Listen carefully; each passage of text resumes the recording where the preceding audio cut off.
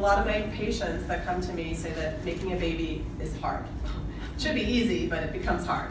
And what we're going to do today is we're going to look at the 5 elements in Chinese medicine, and we're going to weave in how we can increase our fertility and how we can also increase our intimate connection together. If you look at this diagram, you see that everything's interconnected, right? The body's one whole. The body, mind, spirit is one whole. So we can't just work on one part without dealing with the whole. What's happened, I think, is that with the advent of fertility predictor kits and peeing on sticks and temperature charts and all that stuff, fertility has become more like a job, and it loses the connection of what once was intimacy that couples shared. Oftentimes in fertility, there's like, okay, honey, it's time, we gotta make a baby today. And sometimes men have a kind of, it's not yin and yang deficient, it's like, oh gosh, we really do? Like, this is not the time, I don't feel in the mood, this isn't really exciting for me.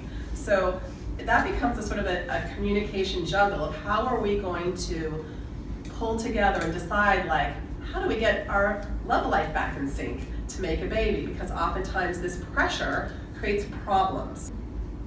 And I see it all in my practice, and it's like the thing that nobody talks about, which is why I wanted to give this lecture. So it's like this secret. Everybody's telling me about their sex life in my clinic, and because the truth is, fertility challenges can impact this whole thing, which once started out as this lovely connection, we make love, to this like pressure, now it's time. So we want to get that back. So in Chinese medicine, because we're supposed to talk about Eastern secrets here, there's the idea of yin and yang. And this is the Tai Chi symbol. And what this has to do with is, if you can see the black, that's the yin. Yin is the feminine principle. It's the juiciness we feel. It's the menstrual cycles. It's everything about nurturing is the yin and substance. And the yang is the male. It's like making things happen, and the yang aspect, and the sun, and like getting here at 10:30 for a lecture. It's like getting things going. In fertility, it's oftentimes women are doing more of this yang role. They're like making it happen. They're like, okay, I gotta get to the doctor and I gotta do an injection. And they lose the connection to this yin and this substance and this feminine principle of receptivity. So the idea is there has to be a balance of yin and yang, of feminine and masculine, right? There has to be times for doing, and there has to be times for receiving.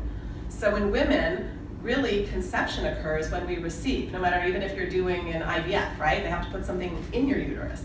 So women oftentimes are doing a lot, and it's important for them to connect to their receptivity. And then for men, oftentimes they don't know what to do because they don't know how to support their partner. And so that's the idea, the communication between the two. And one of these things that I love about this symbol is that there's a little white dot, which is a little bit of yang in the yin. And then there's a black dot in the yang. There's a little bit of yin and yang. In other words, we have both parts. We have the feminine and the masculine together inside of ourselves. And we have to know when to turn what on and when to turn it off, right? What we do as acupuncturists and looking at the whole life is we want a woman to nurture herself in all ways. What she eats, what her lifestyle is, stress. It's kind of that idea of nurturing the yin, as I mentioned in the beginning, that idea of receiving. So women are so like, what do I need to do? What do I need to do? I'm gonna do this, I'm gonna do that. And then they get very stressed out and they lose receptivity.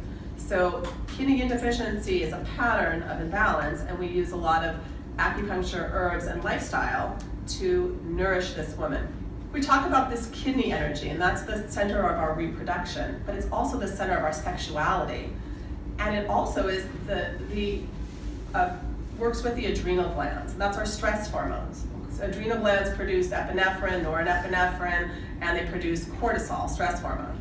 And those can be very elevated and get in the way of our fertility. And Jing is a term in Chinese medicine that really talks about the quality of our eggs and the quality of our sperm.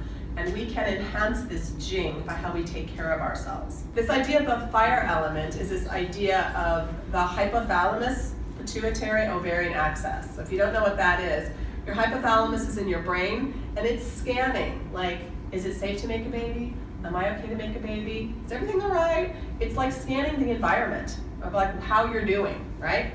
And then it's giving the messages to the pituitary, like, it's cool, makes the follicle stimulating hormone, this is if you're a girl. And then it goes down to the ovaries, and then follicles that contain eggs are produced. And if you're a guy, it all happens in your testicles, but still, it's all the messages from the it's the same thing. You have a message that goes to the pituitary that says make LH, make testosterone, make sperm, make FSH, make sperm. So it's men and women. So our environment and how we are and interacting in it makes a difference. How we live our life does, in fact, affect our DNA, our sperm and our eggs. This means not just having sex in the ovulation window, it means it's, being intimate, or maybe it's being intimate with yourself in a way that's like nurturing, and it's so we decrease stress and we love our life. Intimacy is it represents a lot more than just sex. It's really closeness and connection and touching and emotional connection and just loving each other. And one of the things I liked is this idea of into me I see. And intimacy starts with ourselves, understanding what we want, and then being able to communicate to our partners what we want, and then having our partners communicate to us what they want. So it's this deep exchange. And if you're struggling with fertility, oftentimes communication kind of, goes down by the wayside because everybody's having a difficult time and nobody wants to talk about it. And I treat a lot of couples, and a couple that I saw recently, probably like 3 months ago, because now they're pregnant, but they were work together, and they're about in their 40s, and their whole relationship was about talking about work and what they did, and what was happening is there was little time for connection that didn't have to do with work. And so when they came to me, they weren't having sex at all. So I had them create in their mind's eye this big box that was the work box, and then I had them create this box that was the relationship box. And at 6 o'clock at night, I said, okay, you have to be done with the work box, and you have to open the relationship box and have more connection. So that means having fun together and going out to dinner and touching and massage and all the things that you like to do together that don't involve like taking out the garbage and doing the dishes and things like that. Because it's just very frustrating to try to conceive and it doesn't happen or whatever. So the idea for wood element to regulate this is to have like a flow of energy, to make sure that energy is flowing. And what makes your energy flow? Having sex with your partner flows energy, exercising flows energy, meditating makes the energy flow, communicating makes the energy flow, massage makes the energy flow, touching makes the energy flow, and this idea of just expressing feelings makes the energy flow.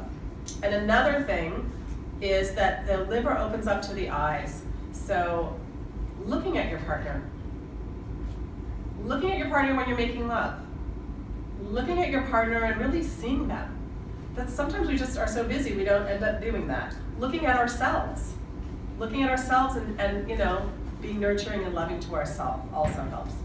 This is about love, because it's love that makes a baby. No matter how you have a baby, even if it's in a petri dish or you adopt or you do a surrogate, it doesn't matter. It's love. It's the connection that we feel together, whether you're same-sex.